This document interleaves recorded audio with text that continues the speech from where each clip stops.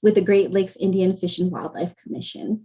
Michael Waasegiizhig Price is the traditional ecological knowledge specialist at the Great Lakes Indian Fish and Wildlife Commission, headquartered in Odanah, Wisconsin. He is Anishinaabe and an enrolled member of Wikwemikong First Nations in Canada. I practice that, and I apologize if I didn't get that 100% correct. His role as TEK Specialist involves integrating Anishinaabe language and cultural perspectives into research methods and resource management to make science more culturally relevant for the GLIFWC member tribes. Michael received his Master of Science in Forestry from the University of Montana and a Bachelor of Art in Biology from Benedictine College in Atchison, Kansas. He also received his certificate of Ojibwe language instruction from Bemidji State University. Michael, I'll go ahead and let you take it away. Thank you so much. Okay, can you see me now? We can, yes. I can see, okay, I can only see you, I can't see me, so. Well, thank you for that introduction, Rosie. I really appreciate the invitation to come here and speak. And yeah, I have a lot of really complex words in my introduction there, Bemidji and Wikwemikong, and yeah. But thank you so much for highlighting those. This is really odd. I can't see myself on the screen. Is there a way I can turn this on? Oh, here we go. All okay. Right. There you are. Okay. Okay, I can see myself now. Yeah, this Zoom thing has really been hard to get used to even for 2 years now. So yes, my name is Michael Price Waasegiizhig. It's an honor to be here to share some of the stories that my ancestors, the Anishinaabe people, have passed down over the years. And I feel very honored to be here to share them. There's been some wonderful talks so far, and I hope I can keep at that level. So let me go ahead, and I want to share my screen here, and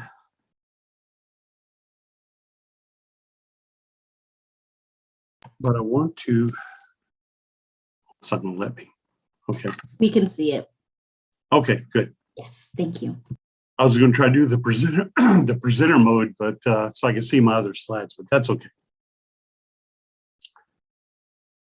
Okay, so before I get started, I want to make a land acknowledgement. I'm coming to you from Bemidji, Minnesota. That's where I live.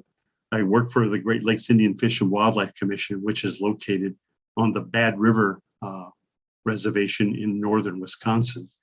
But all of this territory around Lake Superior is Anishinaabe territory. And it has been Anishinaabe people's homeland since probably the mid-1500s. Before that time, this land was home to the Dakota people.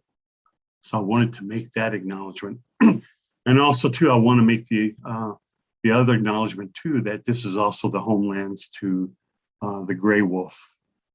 It's always been their homelands, and it continues to be their homelands here in Wisconsin and Minnesota, Michigan, and Ontario. So I wanted to make that land acknowledgement before we get started. So I want to tell you a little bit about who we are. Let's see. Well, there we go. I want to give you a little bit of background of who GLIFWC is, the Great Lakes Indian Fish and Wildlife Commission. So if you look at this map, the dates that you see are the treaties that were signed between the United States and the tribes. And these large tracts of lands were ceded to the United States. As you can see, the red areas, the bright red areas, are the reservations where the tribes own and manage those tribal lands. Okay, but the large areas, the green, the yellow, and the blues, these are all the ceded territories. So when the signers of these treaties, our Anishinaabe ancestors signed them, they made sure that there were clauses in those treaties where it said that we reserve the right to hunt, to fish and to gather in these territories so that our people would always be able to take care of themselves. And of course, when the United States signed these treaties, they agreed to those provisions. So the Ojibwe people, or the Anishinaabe people, have retained their rights to hunt, fish, and gather on these large tracts of land. And for many years, for over 100 years, it was contested. People were stripped of their rights, but eventually through the Voigt decision, which was a federal court decision, the courts affirmed the tribe's ability to hunt and fish and gather on these ceded territories. So GLIFWC was formed to manage the fish, the wildlife, and the natural resources on these territories for the 11-member Ojibwe tribes here. And by the way, you may hear me say Anishinaabe or Ojibwe or Chippewa. All three of those names are the same. We're the same people. But mostly I used to say Anishinaabe, or sometimes I'll say Ojibwe. But so I just want to make that distinction before we move on. So as you can tell, with Northeast Minnesota there, with the Upper Peninsula, Michigan, and Wisconsin, that we are in the part of wolf territory in this region. The wolves have survived here while at the same time wolves were eradicated in all of the other lower 48 states. So we've lived with the wolves here for a very long time. So I wanted to start this presentation off by a story that's been passed down through Anishinaabe people. And this story it began approximately 400 years ago during the colonization of this continent.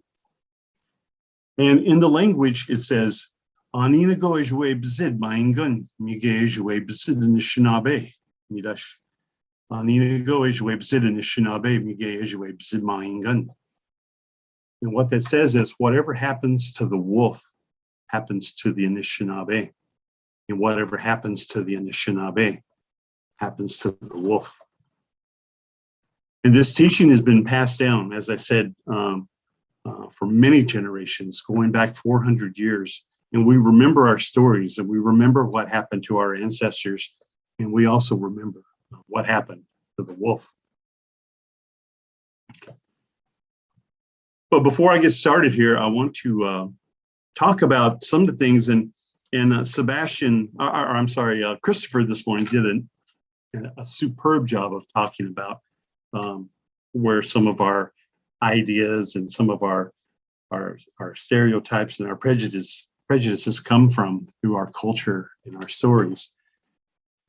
And I just wanted to expound a little bit on that and say that when European immigrants first came to this continent, many of those immigrants were herders, and they brought with them their sheep, their goats, their pigs, their cattle, and their horses, and they needed these animals to be able to survive in this land.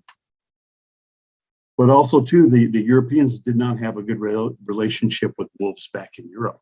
The wolves were nearly exterminated from the whole Western European continent. So when they came over to this world, they brought a lot of those ideas, a lot of those feelings with them. And of course, that's reflected in a lot of the stories you see here. Native peoples, storytelling is a big part of our culture and our traditions, but also storytelling was a big part of the culture of the immigrants, the European immigrants, when they came over here. And they brought these stories, which taught people that, the wolf was evil and the wolf was a bad thing. To my knowledge, there are no indigenous communities on this continent or anywhere in the world that regarded the wolf as evil or as a villain. I have not yet heard any stories from any indigenous communities. Maybe I will one day, but I'm kind of thinking that I won't. So anyway, they brought their stories and their ideas over the Atlantic. I did a little bit of research to see if I could find some symbols that kind of manifest this idea of that wolves were evil or wolves were tyrant. And I looked at some of the artwork that was done back in the 17 and 1800s. Now, some of these art pieces were made in Europe, and some were, you know, in the new colonies of our in this country. So in 1833, this painting called Wolf Attack by François Grenier de Saint-Martin, it shows here a wolf attacking small children, which, I mean, that is every parent's nightmare, is something's going to happen to your children. So this painting really zeroed in on that fear. Another painting of similar nature was The Death of Jane Macria by John Vanderlin, 1804. And here it shows a Caucasian woman being attacked by two savage Indians. I use that word savage Indians because that was the view of indigenous peoples at the time. And so you can kind of see here that the path of wolves and native peoples have begun here. Whatever happens to the wolf happens to the Anishinaabe. So just a trigger alert, some of these paintings are not pleasant. If we look at two more, I promise you these are the last two. A painting by Peter Duvel, 1850, called The Scalping. And then also in 1764, this one's from France, The Beasts of Yellowstone. I think that Christopher made mention of this painting, or this image of the wolf.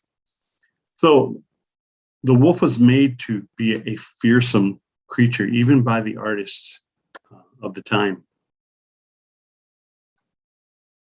So this kind of sets the stage for what's going to happen in quote unquote the new world.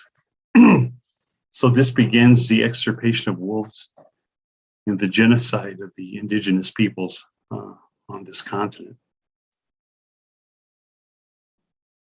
So back in the day, it was really the settlers, the ranchers, who began this process of eradicating the wolves from the landscape. And of course, in their minds, they were protecting their livestock and protecting their children from wolves. But soon after that, wolf hunting became a sport also in this country, which it still is today in 2021. You can see here these large amounts of wolves were collected as trophies, which kind of indicated the attitude at the time that they wanted wolves removed from the landscape at any cost and at any volume. Also going on at the same time, the United States government, after making many treaties with many indigenous nations, in 1879, there began a movement, there began a legislation that actually began to take reservation lands that were assigned to tribes by treaty, and they began to break up those reservation lands into private ownership. Indigenous families would get 40 acres. They would parcel up the reservation among the tribal members, and then what was left over, the surplus land, was put up for public sale. And this happened all across the West. This was in 1879, so this was a time when the extermination of wolves and the political and the legislating, the dissolving of these reservation lands was at its height. 1879 was an interesting time because that was a time when the Indian Wars were coming to an end, wars between the cavalry and the tribes. The Dawes Act was finally put into place, which broke up the tribal lands. People were being moved to smaller parcels of land. And also, too, this began another movement which happened at the same time, and this was the beginning of the residential schools or the boarding schools. And This was the very first boarding school that was formed in this country, the Carlisle Indian Industrial School in 1879. It was funded by the U.S. Army under the leadership of Captain Richard Pratt. And most of these children that you see in this photograph here, these were some of the first children that went to Carlisle. These were the children of prisoners of war. If their parents weren't already killed in the war, many of the men were sent to prison at Fort Marion, Florida. And so many of these children had no parents, had no father back home. And many of them were sent to this school. They were talked into it as a new start for Indian people. And this school was designed to take away their language, their identity, and their connection to their cultural ways. And they were to adopt English and a Christian religion and a trade. And so many children went through this process, which began in 1879. There were hundreds of schools that were formed in both Canada and the United States after this time.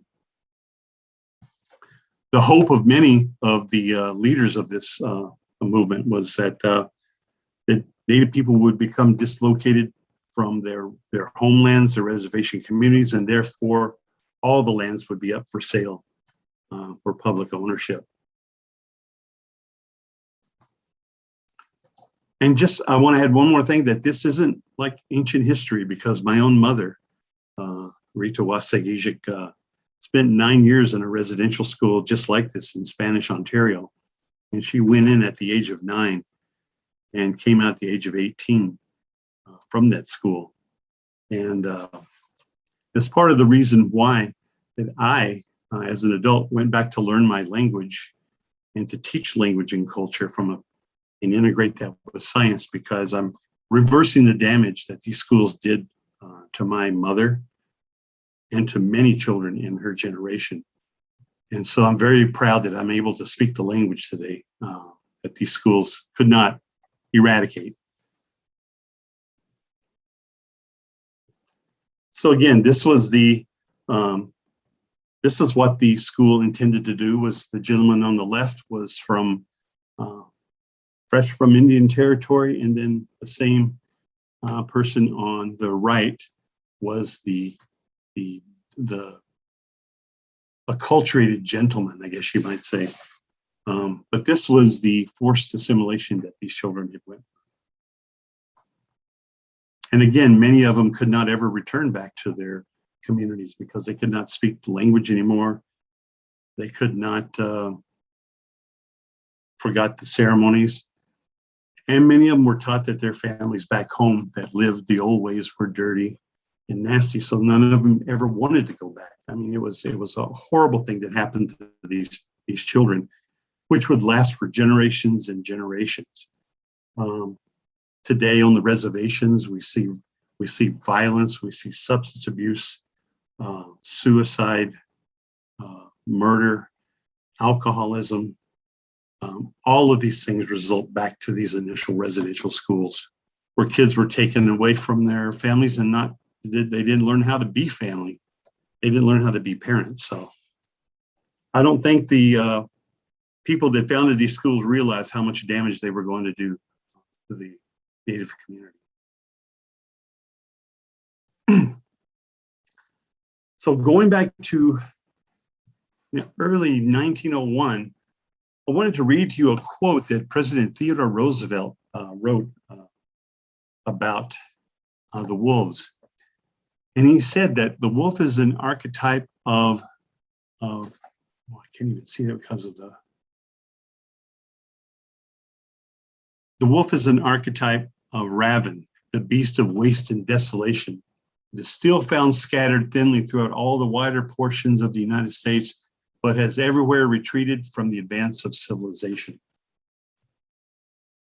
Also in that same year, he also stated that the only good Indians were dead Indians. Okay, so this really shows, even all the way up to the President of the United States, what the attitude was towards both wolves and the indigenous peoples. And of course, as I'd already mentioned, Captain Richard Pratt which really had more of a humanitarian, kill the Indian and save the man. Captain Pratt believed that if we could just strip the language and the culture from these people, we might be able to save them and turn them into citizens. And so a little bit more of a humanitarian phrase than our President Roosevelt. But this was the attitude back at the turn of the century. Whatever happens to the wolves will happen to the Anishinaabe. So now we're getting close to a time when we're reaching, when wolves are nearly extinct and the tribal communities are nearly annihilated.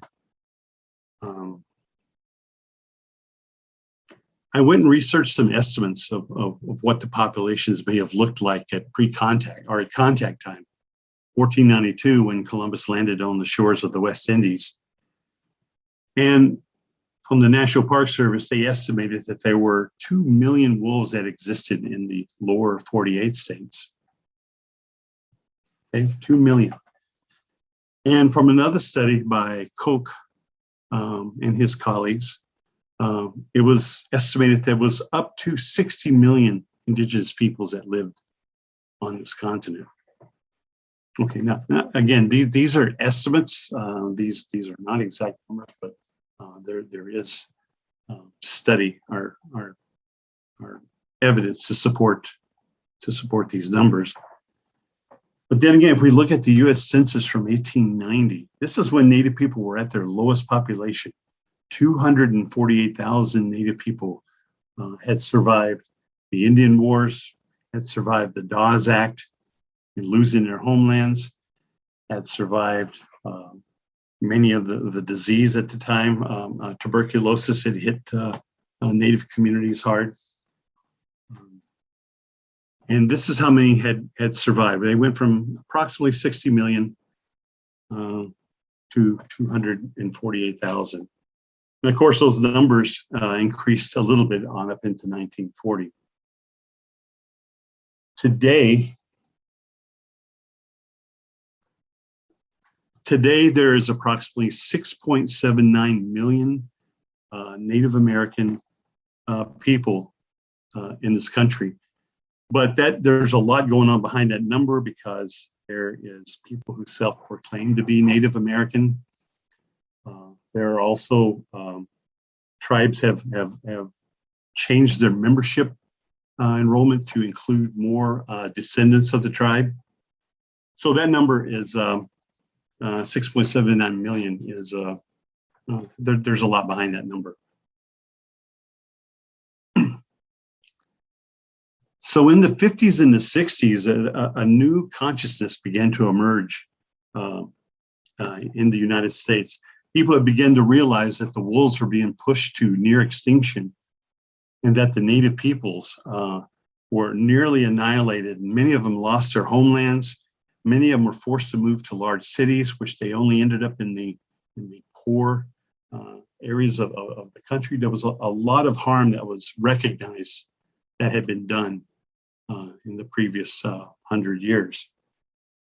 So in the 60s and 70s, we've seen an emergence of what I call equity and ecology. So, and as you all know, in 1973, President Richard Nixon signed into law the Endangered Species Act. And this act was brought about because of the status of gray wolves in this country. Okay, so this happened in 1973. In 1975, President Gerald Ford had signed into law the American Indian Self-Determination Act. It was a congressional act which allowed the United States government to contract with federally recognized tribes so that they could manage their own affairs, rather than having an Indian agency office do it for them. Okay, so this was a big step towards helping the tribes move towards self-sufficiency and sovereignty.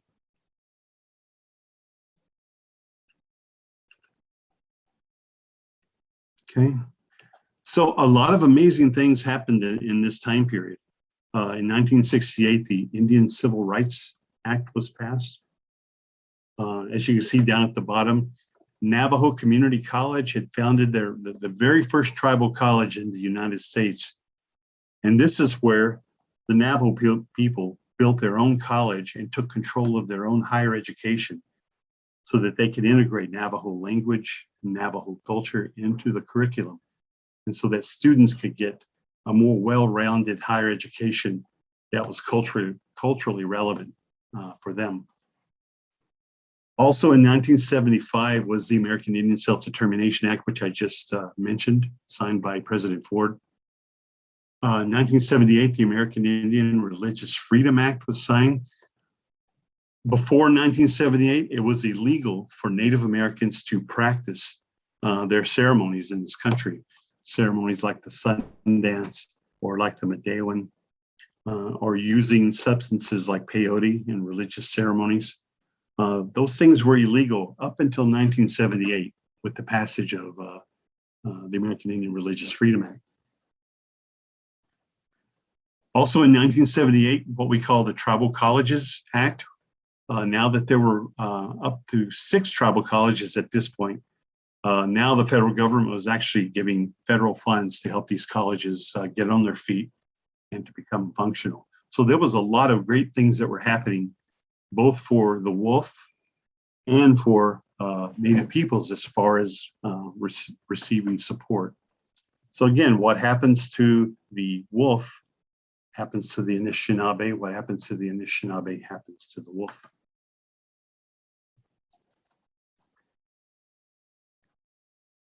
So, and I know many of you know about this, the Yellowstone reintroduction program, but I just want to mention that, you know, in 1926, that was when the last gray wolf was killed in the Yellowstone Park. So for 69 years, that landscape was devoid of wolves. And so the reintroduction program, which happened in 1995, which was 21 years after the Endangered Species Act was passed, the Park Service funded this program to introduce wolves back into Yellowstone.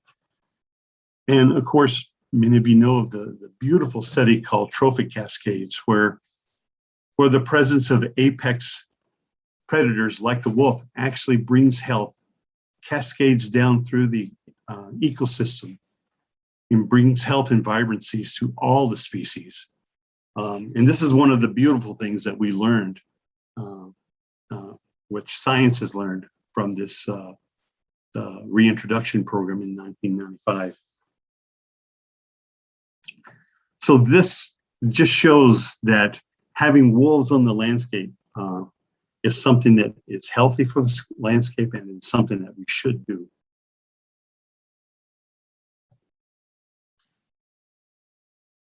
So here we are today in 2021.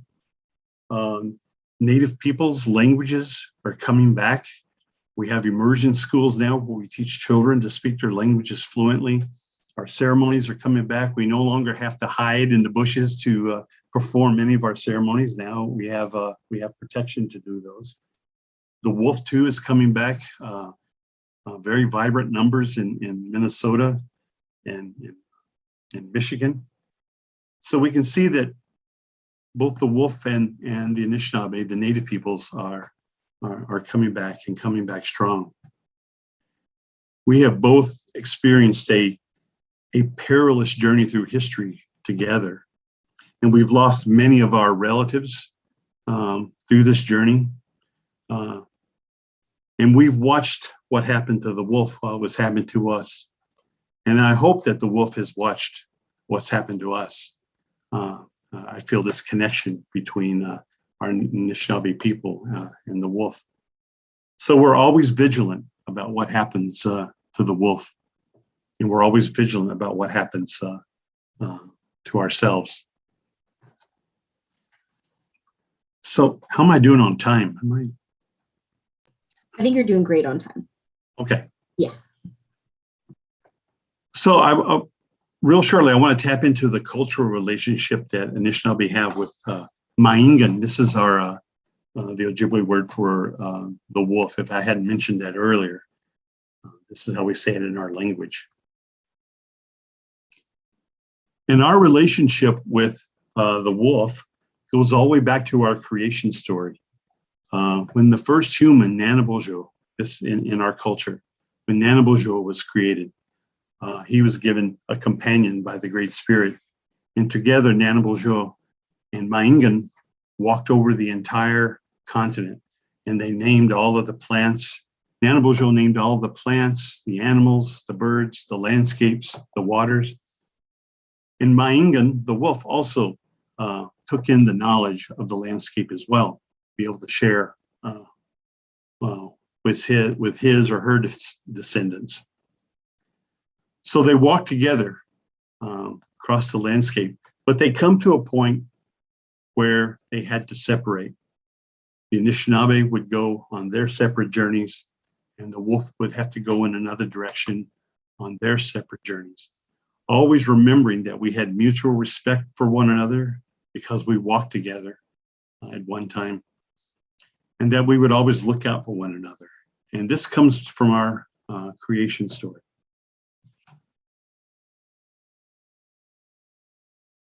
So some things that I wanted to leave with you, which comes from some of our teachings. One is, Indinaway Magananan Maingan. The wolf is our relative, not a resource, not a pet, but the wolf is our equal and our relative. And we have seen through history that what has happened to our relative has happened to us. So that makes the wolf equal to us. So always remind all of my Anishinaabe students, Indinaway Magananan Maingan. Also, too, the wolf is our teacher. Ningekanua Maganan Maingan. We learn many things from the wolf. We learn about family values and community values. For many of our people that were born into the wolf clan, the wolf gives them identity. And even when we see wolves in the landscape, which is very rare, the tribal chairman at the Bad River Band of Ojibwe, his name is Mike Wiggins, he says so profoundly and so simply that when you see a wolf in the wild, it's really a cosmic experience. You really get to see something that's rare and that so much explains the universe around us and how complex and how beautiful it is. So I've only seen one wolf in the wild in my entire life. It was a large black wolf in Ontario, and I still remember that experience today. It really enriched my life, and that was years and years and years ago. And next, Namaja Ananik Mainganug. We have respect for the wolves.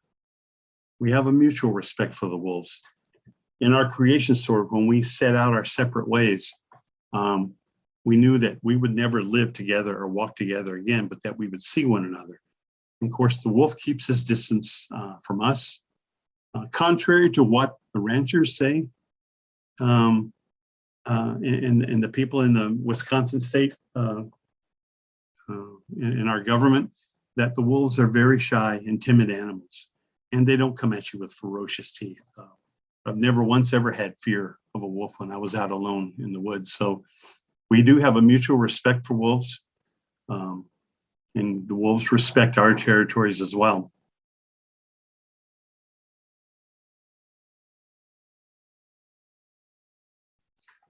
So some final thoughts before I conclude here, and I'd like to give this advice to not just other Native people, but to everyone, that it would be nice for us if we could seek kinship with the natural world, including the wolf.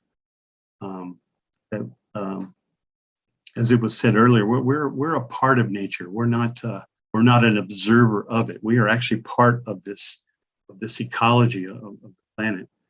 And when we start seeing the wolf as a resource, or seeing the wolf as a relative and not a resource, that's the first step, I think, in that journey. of knowing. There's much, because the wolf is a teacher, there's much to learn about the wolf and their connection to the habitat, not our connection, but their connection. And as we've seen with the 1995 reintroduction program in Yellowstone, we learned an incredible amount through studying trophic cascades, that how the wolf can bring health and vitality back to an ecosystem, even back to the waterways, the streams and the rivers that flow through that ecosystem. So that, to me, is just the tip of the iceberg. There's so much more that we can learn from the wolf. And then the last one I'd like to say is that the indigenous ways of knowing is starting to be recognized in many scientific circles. And I believe there's a lot of value there, learning about kinship and relationship and connectedness. And having this background of indigenous knowledge and the language, especially for Native American students and scientists, is that it helps us to ask questions in science, having that background knowledge that could be more holistic and more sustainable, I think, for a sustainable future. And so this is my job, is that I bring indigenous knowledge to the Great Lakes Indian Fish and Wildlife Commission. And it's been one of the most exciting journeys, jobs that I've had. I was a science teacher and a language teacher in the tribal colleges for many years, teaching culture and teaching science, but this job I really love. So, and the last thing that I'll leave you with is that Maingan, a relative and not a resource. So nahao miigwech bizindawe gumanungum. Thank you for listening to me today. Nahao. Thank you so much, Michael. This is the second time that I've listened to your presentation, and I can listen to you tell your story over and over. And I do want to thank you sincerely for sharing your family history with us and never letting us forget the enduring trauma that is felt with the residential schools.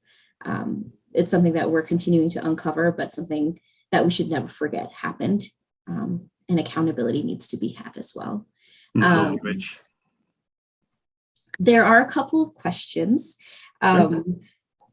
So thank you so much for sharing this history and these stories. Speaking about the Wisconsin wolf hunts, what was the reaction of the Anishinaabe peoples to what happened in last year's wolf hunt? Excuse me. It was, I'll be very blatant. There was a lot of outrage and a lot of anger towards the Wisconsin DNR, towards the Supreme Court, or towards the court decision that allowed this hunt, and towards all the sportsmen that promulgated this hunt. As I said, Maingan is a relative. And for those people that have lived in that culture, the slaughter of these wolves, especially during the breeding season, was like an attack on their own family. It was an attack on their own families. Yeah. And many people were outraged. I drove all the way from Bemidji to Odanah to be a part of a healing ceremony for the people that it was a talking circle and a smudging circle for those people that had felt so much grief over this and so much rage. And we had already had several tough years before that with COVID and a lot of the political animosity that was going on. And then all of a sudden, this happened in February, and it was a complete spiritual devastation to a lot of people. And it's very controversial too, because there's a lot of people in Wisconsin who agree that, yay, we killed a lot of wolves, let's kill more wolves. So there's the temperatures are rising in Wisconsin over this, and there's going to be a whole lot more news about this issue. Yeah, it seems like they're reissuing more wolf hunts. I'm wondering, is there any collaboration between the tribes and the Wisconsin DNR, or is it a complete bulldozing effort?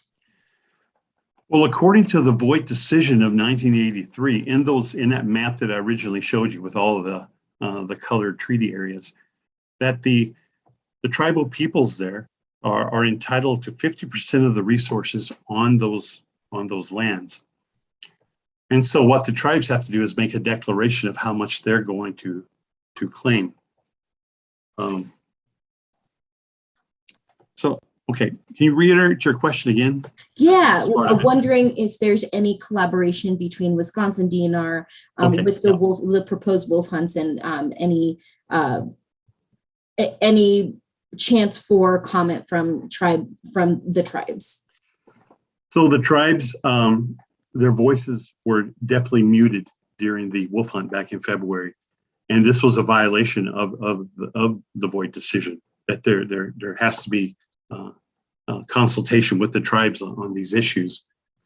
The people that are in charge of the Wisconsin DNR Natural Resources Board, over half of them I feel that they have no regard for the tribes and for the court decision, and they're just going to do what they're going to do. So, like I said, there's a fight.